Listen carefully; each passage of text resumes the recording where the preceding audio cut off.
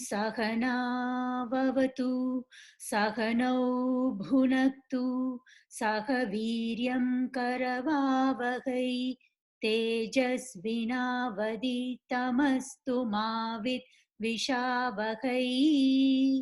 ॐ शान्ति शान्ति शान्तिः। गुरुर्ब्रह्मा गुरुर्विष्णु गुरुर्देवो महेश्वरः गुरुरेव परं ब्रह्मा तस्मै श्री गुरवे नमः। समस्तजनकल्याणे निरतं करुणामयं नमामि चिन्मयं देवं सद्गुरुं ब्रह्मविद्वरं सद्गुरुं ब्रह्मविद्वरम्। वक्तुं सुबोध वेदान्तं प्रवृतो ह्यबुधोऽप्यहम् कृपया यस्य तं वन्दे श्रीगणेशं पुनः पुनः। वन्दे सरस्वतीं देवीं सद्गुरुं मे महामतिं सीता समेत श्रीरामं यच्छन्तु शुभदां मतिम्। येनात्मदर्शनं भूयात् येनात्मदर्शनं भूयात् अन्तरङ्गं तदुच्यते अन्तरङ्गं तदुच्यते। श्रवणं मननं ध्यानं श्रवणं मननं ध्यानं साक्षात्कारस्य साधनं साक्षात्कारस्य साधनम्। Inner spiritual practice is that by which self-knowledge takes place. Listening, reflection on what is heard, and meditation are the means for this direct knowledge of the self. Last week, we were seeing what you call the direct means for moksha. In our journey to the truth, there are two steps. The first step is called mastery of mind. And the second step is attaining knowledge, so contemplation, path of contemplation, which leads into meditation. The second step is the direct method to attain moksha. First step is indirect, which means it does not directly take you there. First step only leads you to step 2. So for mastery of mind, you cannot attain moksha. Mastery of mind must then lead to the practice of knowledge. Practice of knowledge, I will say. Not attaining knowledge, because sometimes when we say attaining knowledge, we think if we've heard the class, that's enough. Practice of knowledge. Practice of knowledge, 3 parts. Shravanam, Mananam, Nididhyasanam. Listening, reflecting, and then deep contemplation. That's called practice of knowledge. And this practice of knowledge, jnana abhyasa, it is the direct method to get moksha. So a person who practices knowledge, they get straight to moksha. Now, different people are at different stages, depending also on what we've done in Purva Janma, how much sadhana we have done. So some people in Purva Janma have done lots of sadhana. So for them, step 1 is done. So for them, sometimes this step 2, this birth is just step 2.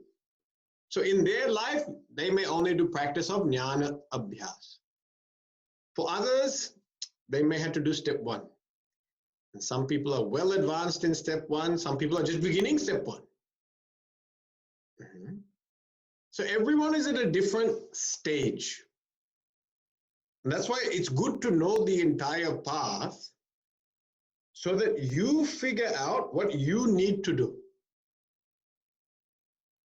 In spirituality, we must be careful, like in all fields, that we should not just copy other people. You cannot just copy other people. You have to figure out what is best for you to adopt. If a person next to you is doing it, you should not do it. So, this type of understanding is where we need to be quite introspective. Now, we will discuss more about Jnana Abhyasa. Last week, we discussed what is listening mean. What are we trying to achieve with listening? Can anyone tell me what was the goal of listening? How do you know you've done listening properly? What is the end result of listening? To identify the main theme, Swamiji. Correct. If you can identify the main theme of that topic, then listening has been done properly. Yeah. Main theme is called Tatparyam. Tatparyam. The main theme. So main theme, and then in many texts, main theme will be there, side themes will be there. Side themes, secondary. Yeah. If you look just in this text is Subodha Vedanta. Its main theme is teaching Vedanta, actually the Jnana Abhyas. But if you see verse 22, Yajñodanam tapaschadi sagunopasanam japaha sadhanam bahirangam tat katyate shastra sajjanaihi. If you see verse 22 is called side theme. That is not the main theme of this text. So actually what I called step 1, mastery of mind, is not the main theme of this text. The main theme of this text is actually step 2, how to practice knowledge. That's why I talked about approaching a teacher, qualifications of the student, approaching the teacher with what attitude, and now what type of inquiry you're supposed to be doing. Oh, that's what this main text is talking about. But one verse is there which talks about Yajñodanam tapaschadi. Then you should not say that one verse now is, oh, that's the most important point. No. It may be very beneficial for you. For you, it could be very beneficial. But you should understand, it is not the main theme of this text. And sometimes when we study, we find one point very beneficial for us. Then sometimes you can do further research into that one point. You should go do some research and find if there's any other texts that actually deal with that one point, because it can help you in your own sadhana. For some people, they can, for them to practice even basic sadhana is quite difficult because their life has got so many difficulties going on. They can have lots of relationship issues or some very high level anxiety now with so much uncertainty. People can have high level of anxiety. And if they have such high level of anxiety, then they might find all scriptural study just doesn't help them because anxiety is too high. Then for that person, they should actually take up anxiety management because that's beneficial for them. Then when their anxiety becomes managed, then they can come back to study of scriptures. But they may not even benefit from Yajñodanam tapaschadi sagunopasanam japaha. They may not benefit because there's too much anxiety going on. Or people have depression, And if you have depression, you cannot do these type of sadhanas. These sadhanas are given to a person whose mind is basic standard level. But if some affliction is there, some major problem is there, like very strong depression or guilt or something like that, then they may need to specifically work on that. Then they have to take that up. So you must understand, when you're studying a text, ideally you should study a text which will help benefit your life. And then you should be able to identify what the main theme of that text is and what is side themes. Sometimes, yes, you need to take up a side theme only and work through that. Then once you've done that side theme, then you come back to this main theme. You can do things like that, okay?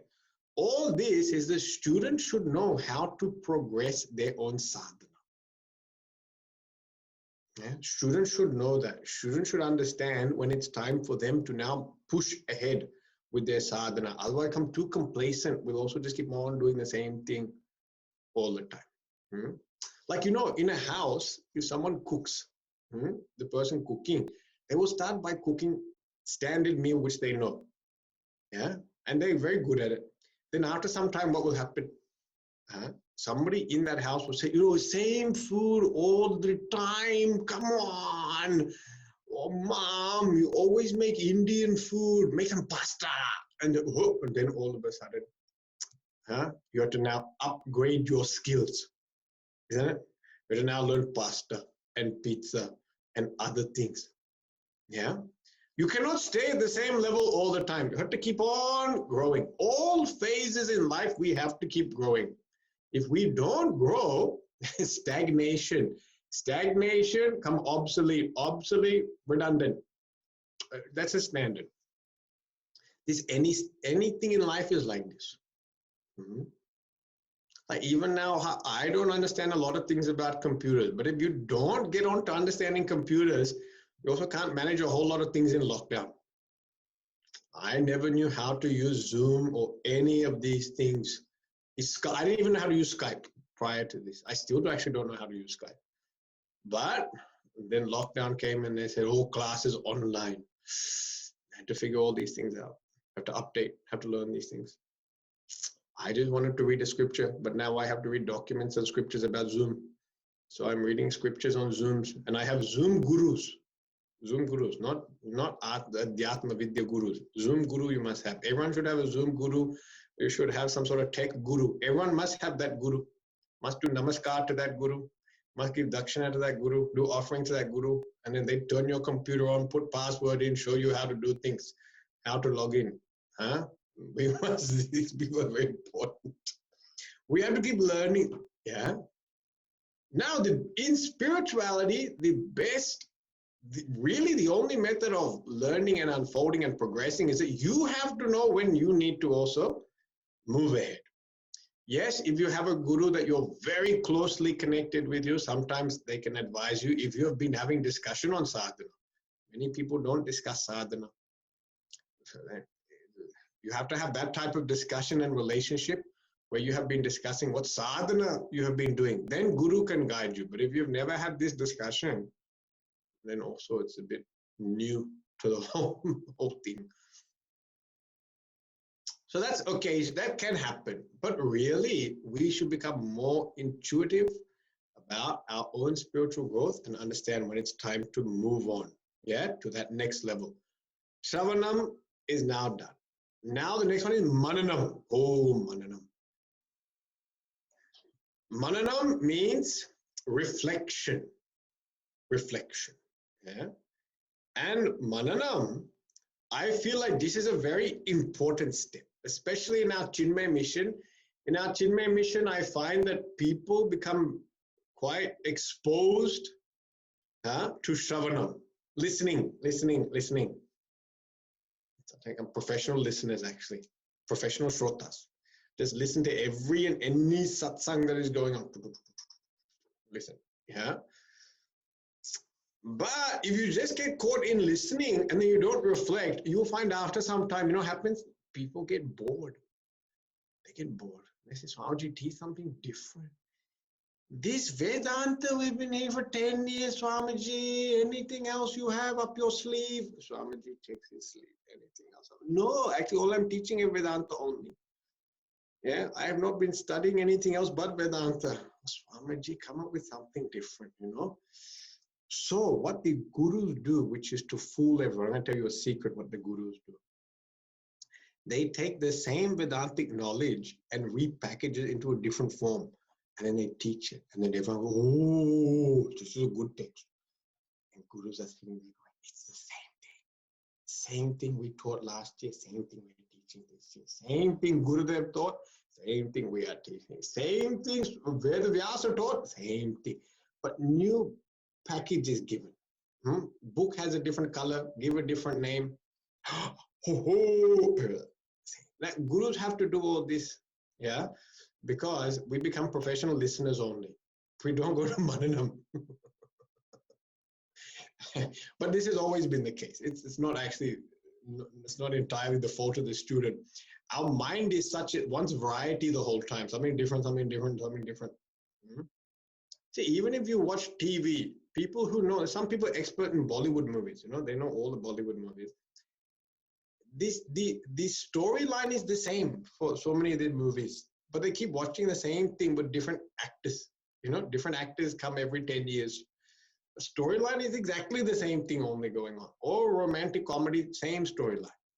One boy, one girl from different parts of the town with different types of thinking will come together and they will fall in love with each other. And then parents will say, no, it will never happen. The boy will be some carefree rogue that does whatever he likes and no one can control him. He's a maverick. Yeah, the girl comes from a very conservative family where they follow all the rules.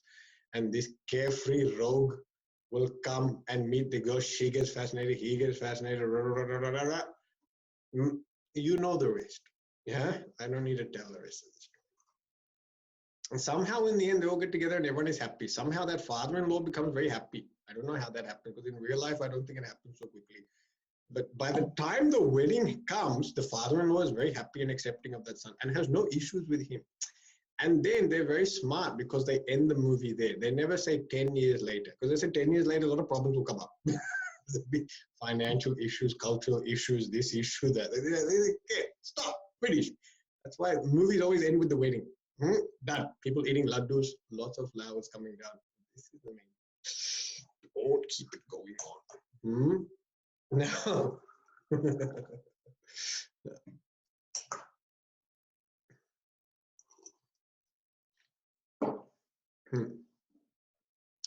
What was the point of that? I don't know. I also forgot what the point was.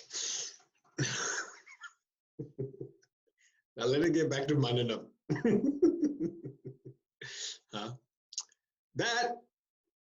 Now I understood. Savanam, Mananam, Nidhasanam. We get used to just listening only. Identify the main theme, same thing going on. Okay, repackaged different ways.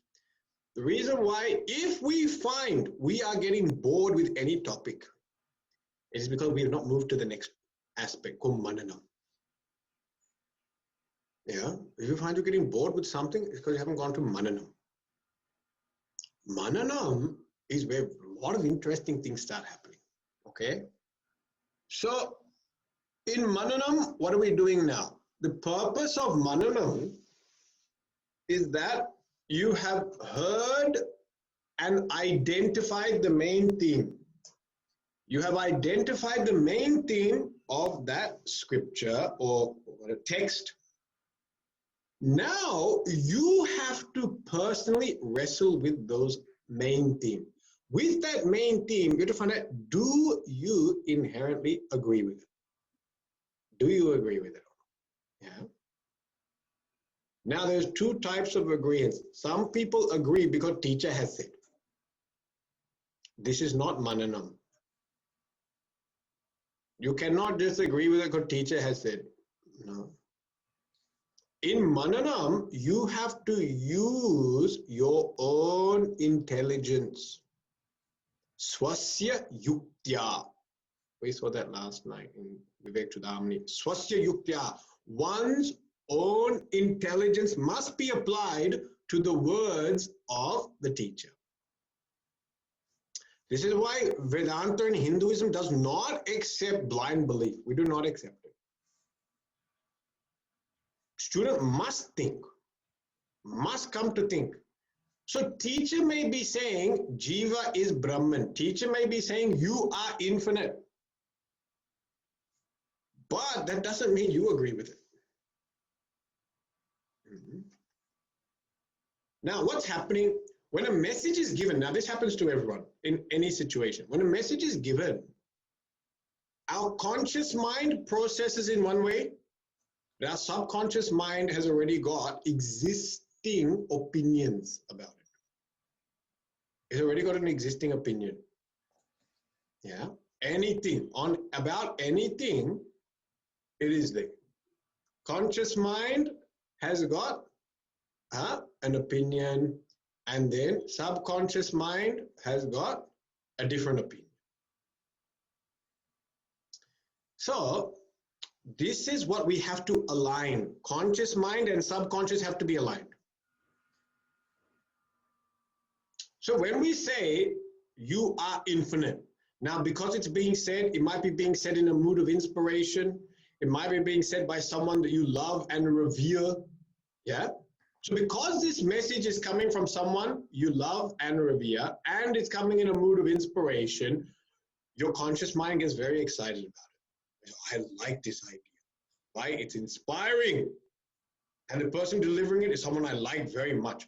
So conscious mind fully accepts. Subconscious mind says, no, I don't think so. This is all a utopian dream. It's very nice, but I don't think it happened. Yeah. That subconscious mind has not accepted the idea. Yeah. So subconscious mind says, I'm not infinite. What is he talking about? Subconscious mind, I am finite and I have got lots of problems. I got lots of problems. Yeah, don't sit there and say, I am infinite love, they are infinite love, you are Brahman, I am Brahman, we're all Brahman, we get along like Brahman. Nothing doing. Swamiji, if you met my brother-in-law, you will know he's definitely not Brahman. I like him, but he's not Brahman. Yeah. He's infinite, he keeps infinitely asking me for money all the time to invest in all his projects which go nowhere. But that's the only aspect of Brahman I see in him. He's infinite abode of me having to fill him with money.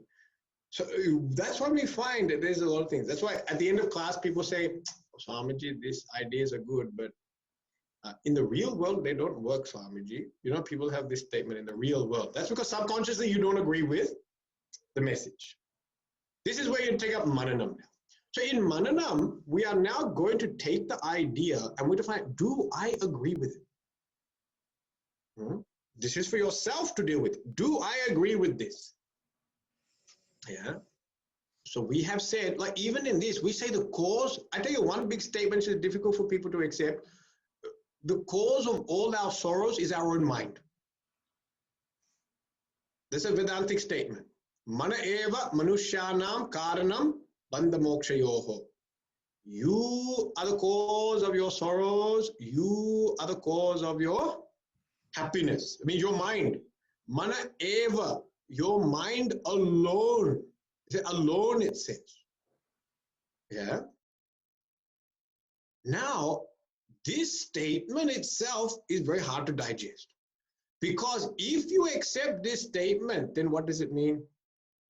It means people in my life are not the cause of my problems. Situations in my life are not the cause of my problems. What is the cause of my problem? Me. My mind only is the cause of my sorrow. So if you fully accept this, you can never blame anyone in life again. Not an easy thing to accept because you're not allowed to blame people. And we are so used to blaming people. Yeah. So although take control of your mind, take control of your life is a very exciting statement, subconsciously we are against it. So no. There are some real people in this world that are real problems. They are the actual causes. It's not me, it is them. Change them, I'll be happy. Change them, I'll be happy. Yeah. And they are saying the same thing about you. They are saying that you are the cause of their problems, and if you change, they'll be very happy. Yeah. So now let us just take this idea. When you take this idea, mind is the cause of all our problems. You have to ask, do I agree with this? Do I agree with this? Yeah. Now, generally, when we come up with this, do I agree with it? What will happen is you will immediately refer to your experiences. This is what the subconscious mind will go back to past experiences and it will say, wait a minute, my past experience have shown me my boss really was a bad boss. It wasn't my fault. The boss was actually bad. I spoke to the other employees. They all hated him as well. Therefore, he actually was a bad boss. Yeah.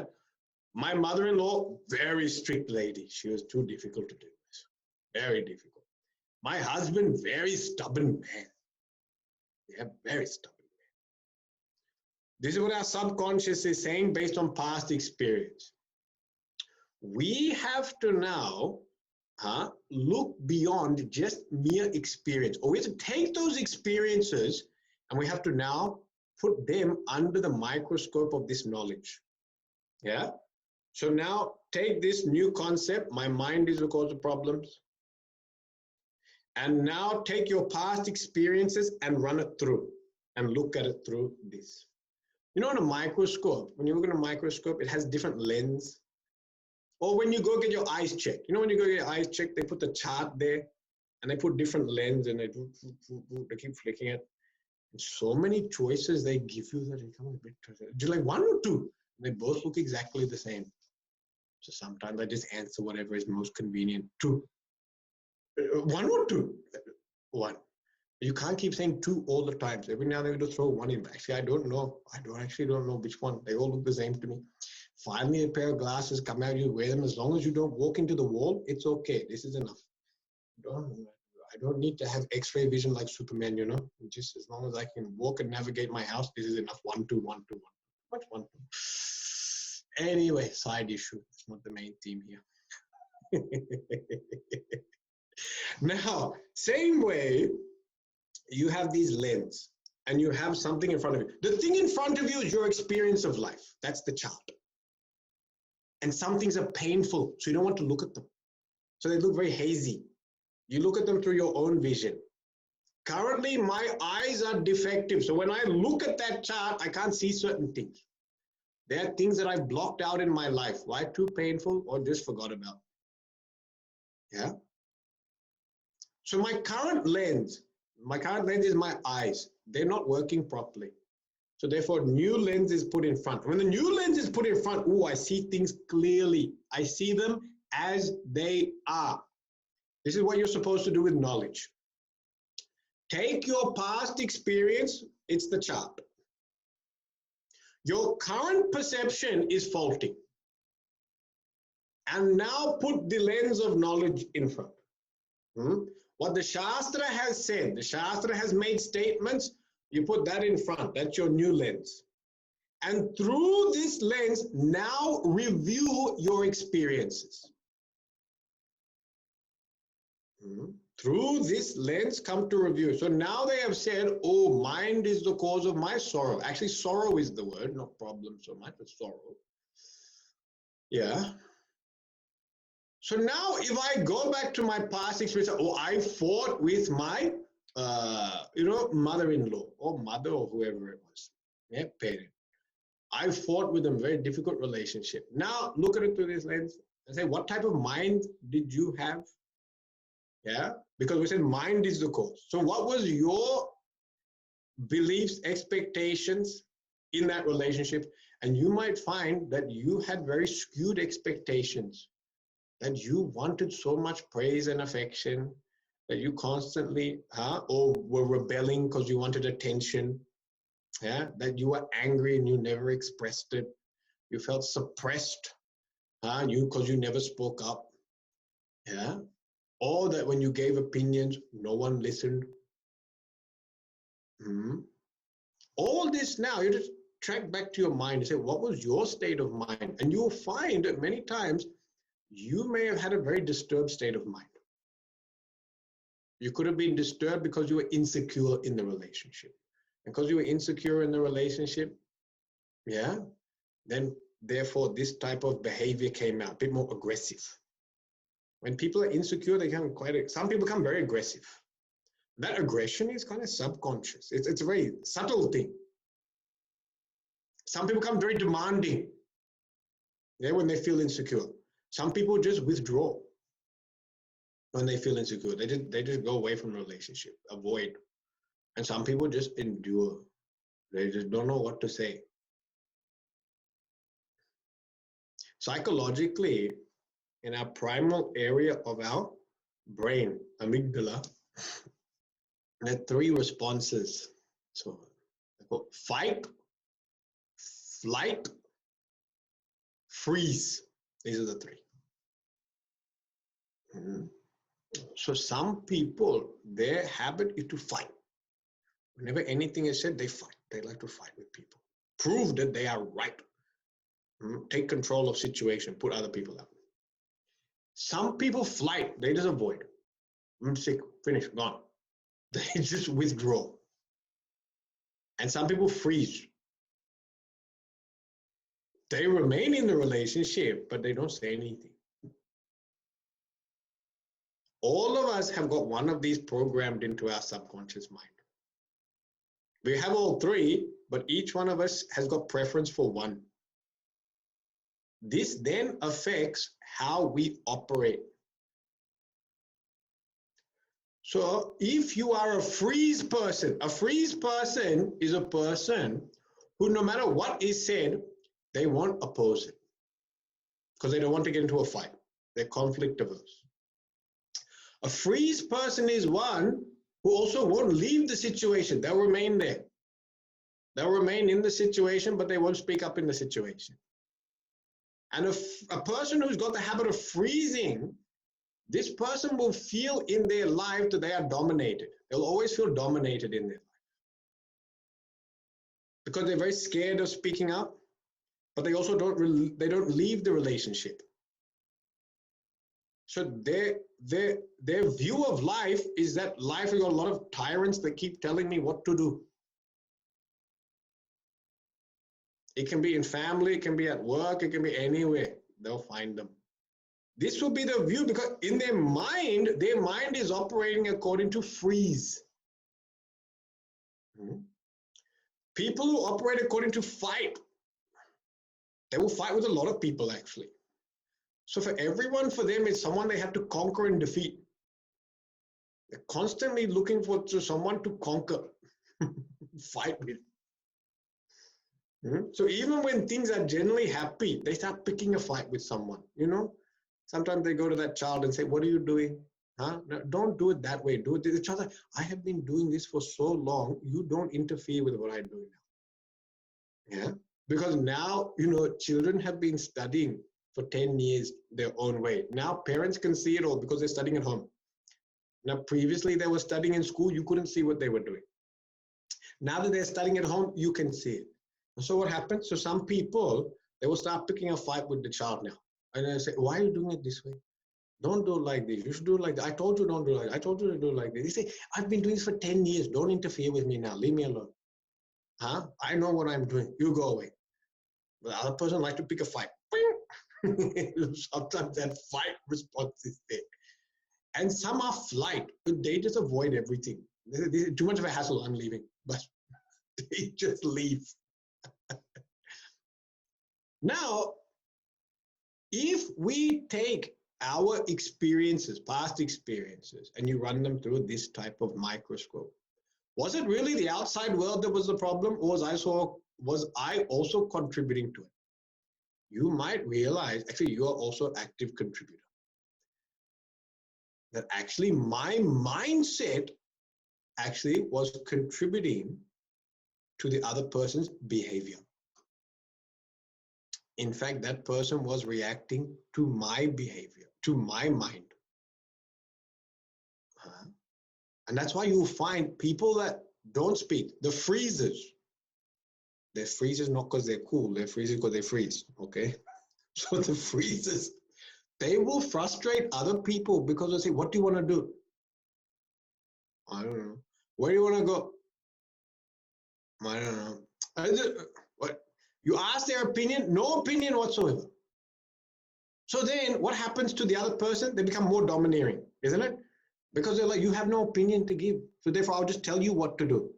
So it makes the other person more domineering because that person doesn't speak up. So you are creating that. You are bringing that out in the person in front of you. That when someone asks your opinion and you have no opinion and you don't volunteer your opinion, people stop listening to you. Because they're like, what's the point of asking you a question? Because whenever we ask you a question, you have nothing to say. So people stop asking you a question, which means what? They start making all the decisions for you. And when they make all the decisions for you, what happens? You feel that I have no control over my life. But in a way, you've created that because you've not actively participated. See, this is how our own mindset creates the world outside. Yeah. Each one of us are creating that world. If you now take your past experience, put under this knowledge, things might become clear now. Oh, actually, it's true. This is actually what has been going on in my life. When you do this, You take new knowledge and you put it past old experiences, and you bring in the principle that was taught from the text and the logic that was given. The logic is the logic given by the teacher, not the logic you cooked up. That's very important. You must use the logic given by teacher, not the logic that you come up with. The logic that we come up with, our subconscious mind, because it's hurt by certain incidents in life, it then creates a false logic to justify the pain, amplify the pain, and justify why I'm not achieving things. Lack of success, lack of love, lack of affection. Our subconscious mind is already fixed that I am the victim here, and therefore conscious mind starts constructing logic to justify an end which is already established. So I'm already established in the fact that I'm the victim. Now the rest of it is just justification of why I'm a victim. This is called crooked logic. It's called dustarka. And Shankaracharya says, he says in Sadhana Panchakam, dustarka suviramyatam shrutimatas tarko nosandhiyatam. Important statement. Dustarka suviramyatam. Get rid of false logic. And you must follow the logic that is given by Shastra and teacher. Now, I just explained the concept of how mind is the cause of our sorrows. I explained it using logic and example. Yeah? That through our mind, either we have a certain lens that we are currently looking out through. That lens is defective. Yeah? And now you have to bring this new lens. Yeah? And how when we have either fight, flight, or freeze responses, we see the world. And because we engage the world with either fight, flight, or freeze, the world also engages back with us accordingly. I explained all this. So now you have to take that logic and apply it to your life. Yeah. And then when you apply it to your life, you may understand, it is true actually. Now, what is the original statement? The original statement was, the mind is the cause of my sorrows. My mind is the cause of my sorrows. Now, when you do this analysis, cross-reference, and now view your experiences through this microscope with this new lens, everything becomes clear. Everything goes, actually, this is how it is. That person was not a bad person. They were not enemy, actually. They were not harassing me the whole time. They were not a terrible person. You see, I was also bringing out a certain quality within them, and I didn't like that quality. So that if I stop bringing that quality in that person will also change. See, those that are parents and have a few children, if you have at least 2 children, you will know this. That the children are very different, actually. One child will be very organized and another child is very disorganized. You know that the disorganized child, you have to constantly be on their back and tell them what to do. Have you done this? Have you done that? Constant reminders are required. But sometimes they're quite affectionate because you can spend more time with them and things like that. So some people like those children because you get to go into their bedroom all the time and sit with them and fold clothes and all that. And they don't mind. They don't get upset. With the other child who's got their whole plan organized, that child doesn't want you coming near them. They say, stay away. I already got my life planned out. You say, what? You just gave birth to that child. It's already got its life planned out. They said, I don't need you anymore. So you sometimes feel a bit redundant with that child because you want to sit with them. And why are you sitting here? I have a plan. I have to execute my plan. You are not part of the plan. Please finish. Is this discussion over? Anything else to say? Okay, Appa, you can go now. Thank you. We got made redundant so fast. Sometimes we like that other child, it doesn't have a plan. can even dress it the way you want to dress it, because it doesn't know how to dress itself. Whereas the other one says, I know what I'm wearing, don't tell me what to wear. Go. Then you can't dress it up. It's not your little doll anymore. Now, think about it. The child that has no plan, you're always used to the relationship of telling it what to do. Why? Because you feel like it doesn't know what to do. Now, if that child changes and all of a sudden has a plan, now what happened? It would change your behavior towards it as well. You will start changing. Why? Because the child has changed. The child now is organized. Everything's organized. Now, when the child is organized, you don't need to keep asking, have you done this? Have you done that? You're done. Done. Yeah? Have you clothes ready? Clothes are ready. Food is ready. Food is ready. Book is ready. Book is ready. Bags are packed. Bags are packed. And now you realize there's nothing to do. You don't need to talk to them anymore. Now what happens? Relationship changes. Yeah?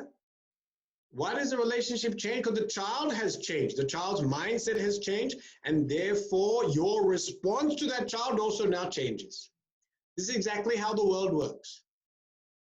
You change how you approach the world starts changing towards you.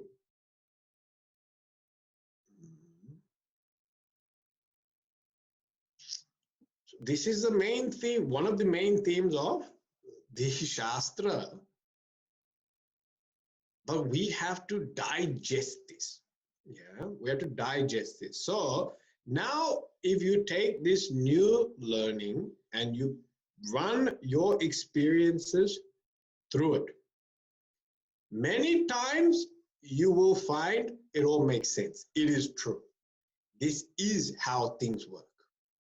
There are some times you will not, it will seem incongruous. And say, wait a minute, no, this one doesn't work. You'll have some experiences where you say, no, this experience does not fit what you just said. Then that time, what should you do? What should you do?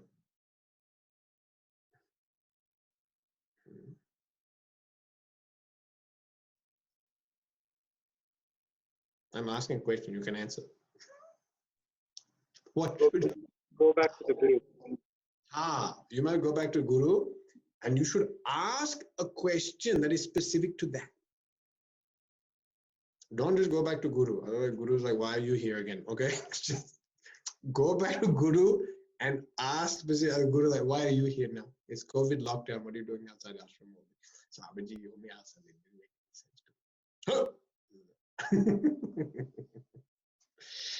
You must write down specifically, Swamiji, you had made this statement, but in my life, I had this experience. How do you correlate these two? Because I don't know how to correlate these two. That's a very specific question. Yeah.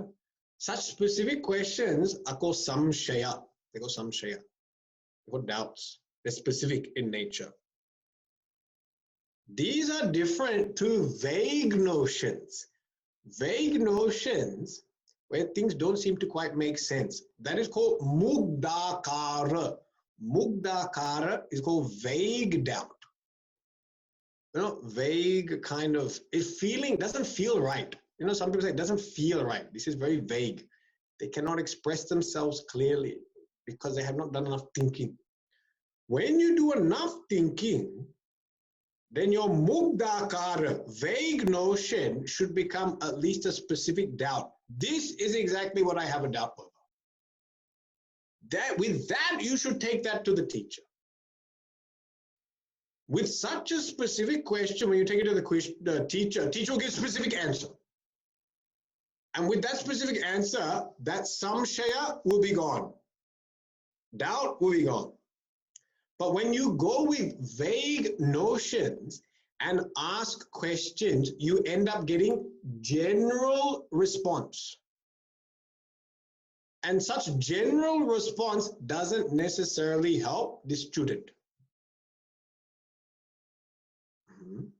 It's like this. Always remember this. Guru and Shishya is like doctor and patient.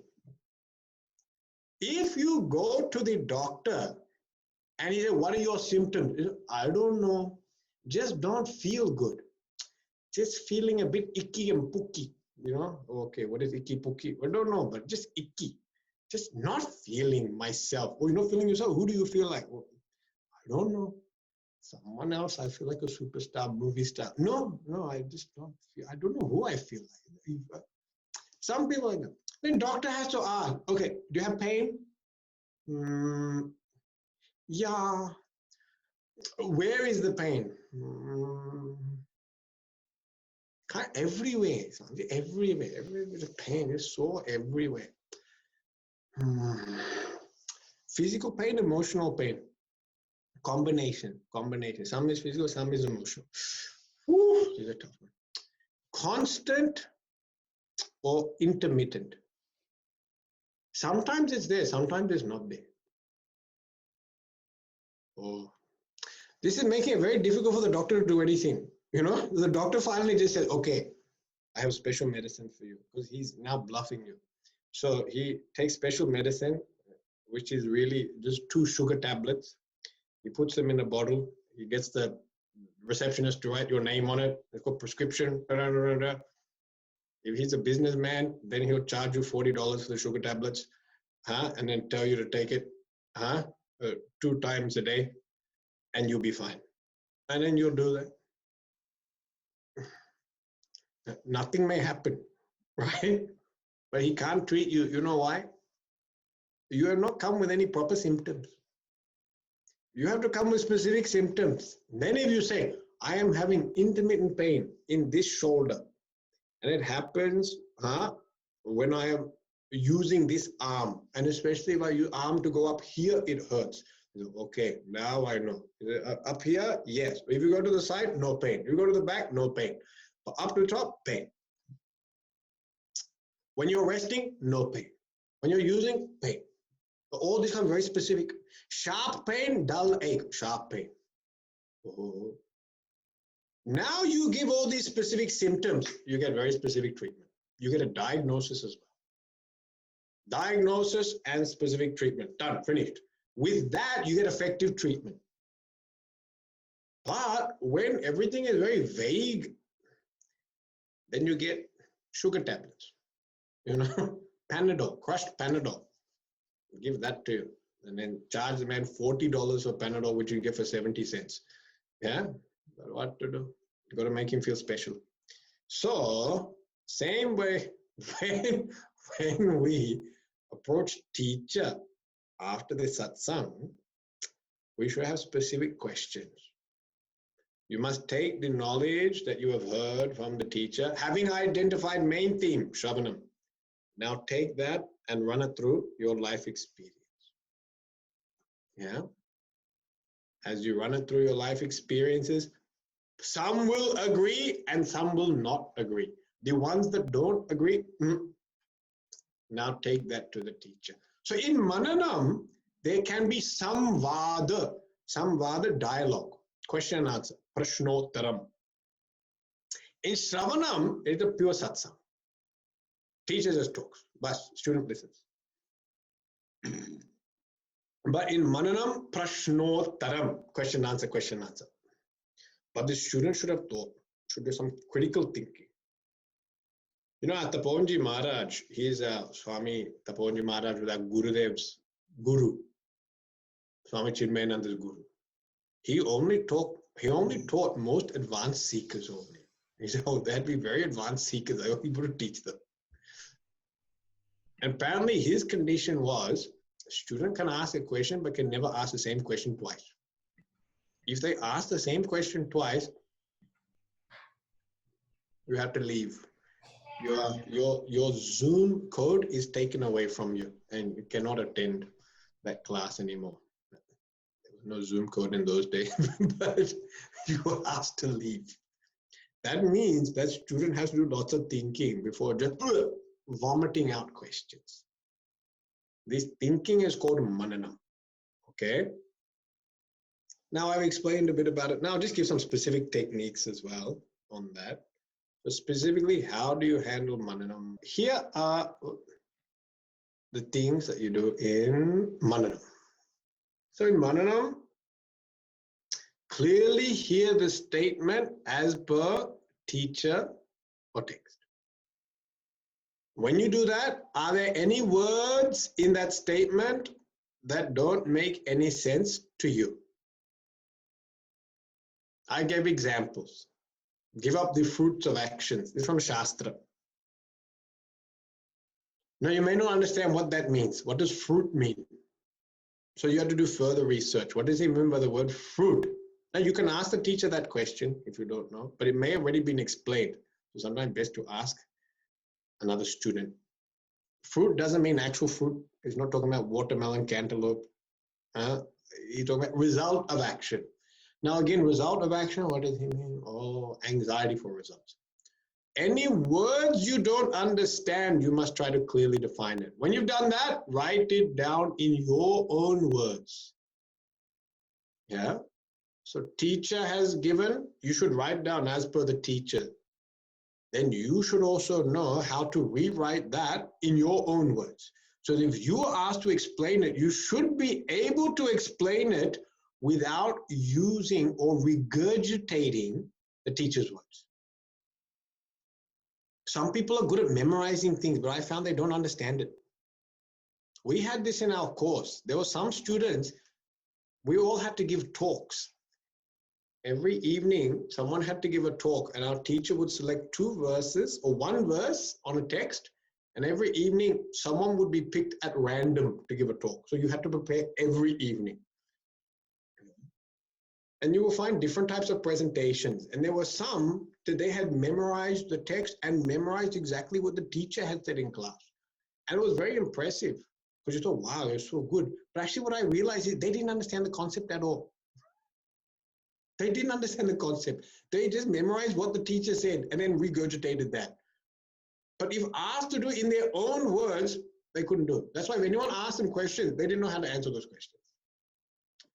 Therefore, a sign that you have understood something is, can you explain the same concept in your own words to somebody else? That is a sign that you have got deep clarity over this concept. If you can explain it to another person in your own words, then it is very clear. So that is something we should try to achieve. So that is write down in your own words. It's an important process. You must do this. Some people like just doing all this in their head. It doesn't work. Write it down, because if someone else was to ask, can you explain? Then, this is what I said, does it agree with your life experience? That's what we discussed. Yeah. You must put it under, you have put your life experience now under this new lens, this new microscope, and look at it. And we already said, if it does, then all of a sudden, if it does, now your conviction in this new knowledge becomes stronger. If it does agree. If it doesn't, you must reflect more, and then you can ask questions specifically to the teacher. But when they do start agreeing, it's like when that new set of glasses, all of a sudden, everything looks very clear, then all of a sudden you appreciate that new set of glasses and you realize, I should wear them. When I wear them, I can see so many different things. Yeah. So you become much more partial. You become much more interested, devoted to that knowledge. You become convinced of that knowledge. Yeah. So that's there. And then another aspect is now when, bringing it to yourself. This is another thing. When we reflect on something, we should also have a look at how we feel or react to that concept. Many times ideas are given from Shastra, and please understand, Shastra's job is to present the truth. That is the job of the Shastra, present truth, Satyam. And understand, Satyam is not always Priyam, pleasant. Truth is not always pleasant. Yeah? So one thing is, this is an interesting way of looking at reflection. Okay, is that when you hear this statement or reflect over this statement, how does it make you feel? Yeah. And you look at how it makes you feel. If you feel motivated by that statement, then practice it straight away. Don't wait. Don't wait. Immediately put into action. because that will bring around transformation. If you wait, the inspiration goes, transfer, and then all of a sudden you also lose enthusiasm. Some statements you're curious about. Oh, that's interesting what he said about that. Then do more exploration. Read again the text. Read other things on it. Explore more, explore. Some statements, they make you very angry. You don't like hearing them. There are statements in our Shastras we don't like to hear, especially about duties. Shastra says you have certain duties to do. Some people don't want to hear these things because they're not very pleasant. Or I've not been following these duties. Yeah. Before getting angry, we should inquire. What exactly does it mean? You know, classic one is they say you must be obedient to your elders. Now, actually, the word obedient is not given. It says you should serve elders. But people have now come to understand it as obedience to elders, and then people get very angry. I can't listen to these old people because they themselves don't know what they're talking about. Yeah, and so then they get angry. So you should inquire, what does it mean to be obedient from elders? You know, you have to make that type of inquiry. Yeah, obedience is not implicit obedience. And yes, there are some statements, well, lots of statements that are actually a bit scary. Yeah. Now with statements that are scary, now this sometimes because statements are so scary, people then don't want to reflect upon it, you know, because it's a bit too confronting. So there's two ways. If you feel strong enough, face it. At some point in time, you have to face it. You can't avoid it because it's the truth. So sometimes things are a bit confronting to deal with. No, I should face it. The other thing is, if it's too overwhelming, then you can delay it. I can't deal with this right now.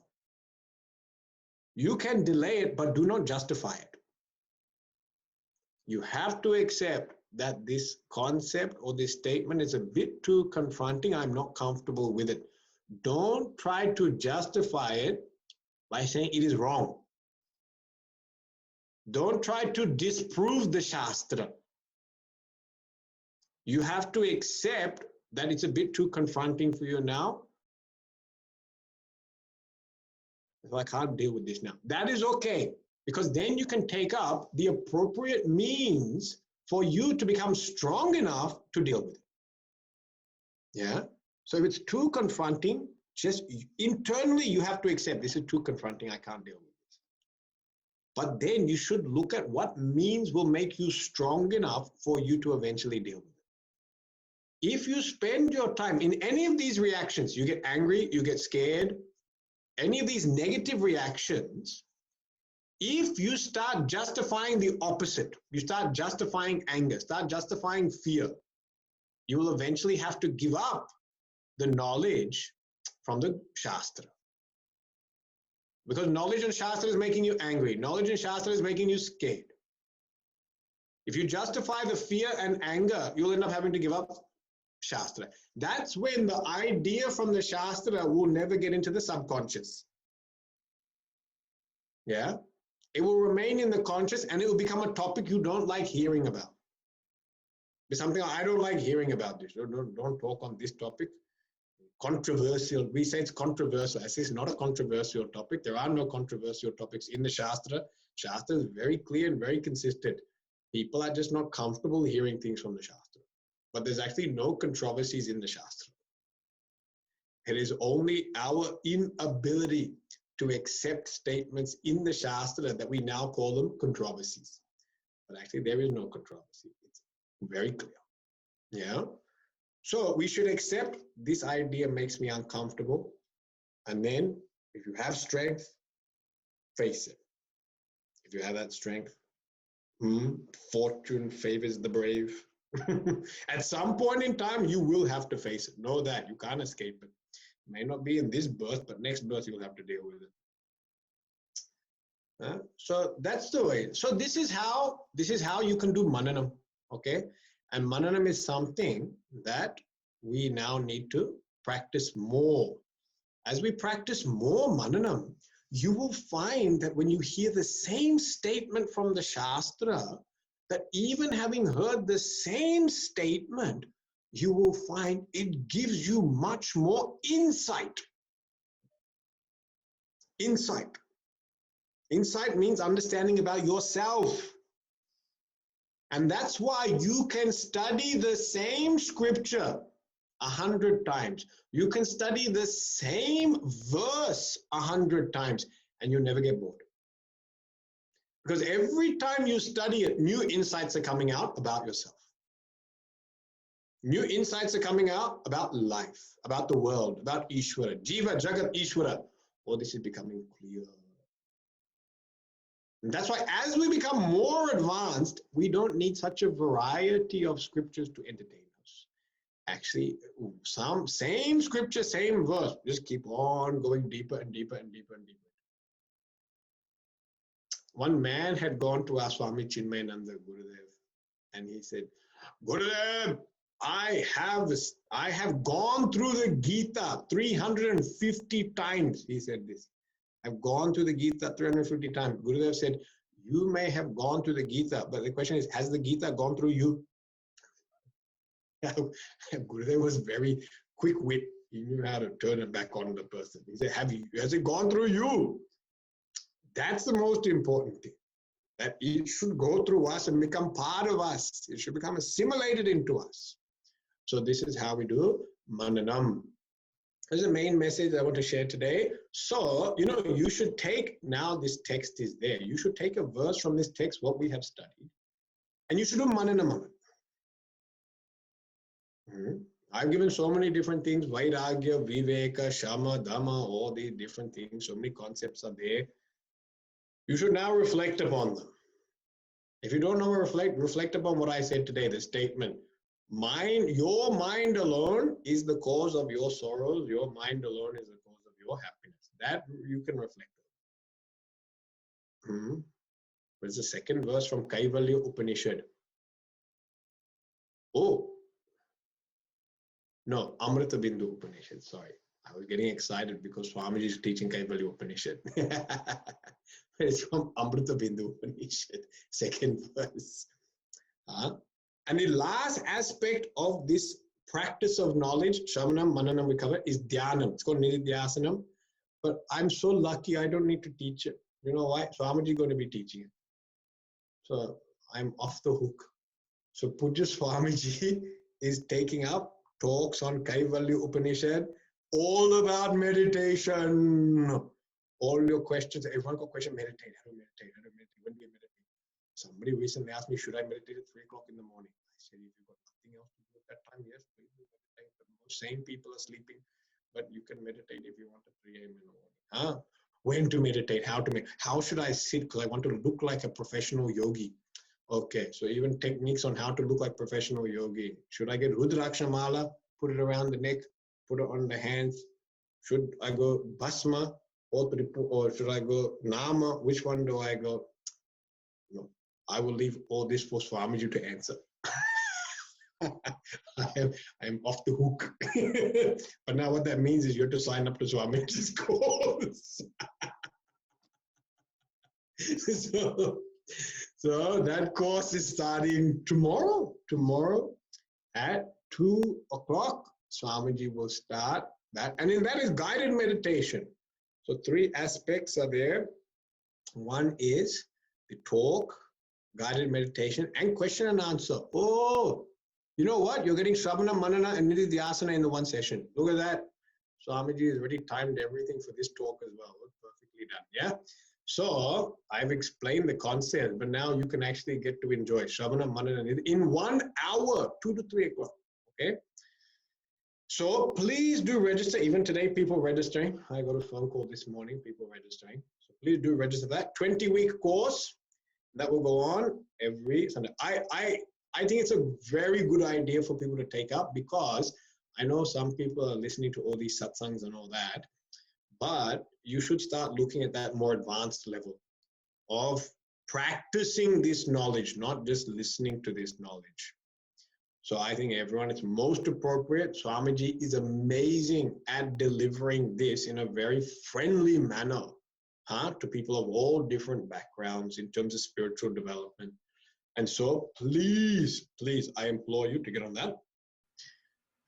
Om Purnamada Purnamidam Purnat Purnamadachyate Purnasya Purnamadaya Purnameva Vashishyate. Om Shanti Shanti Shanti. Hari Om Shri Gurubhyo Namaha. Hari Om.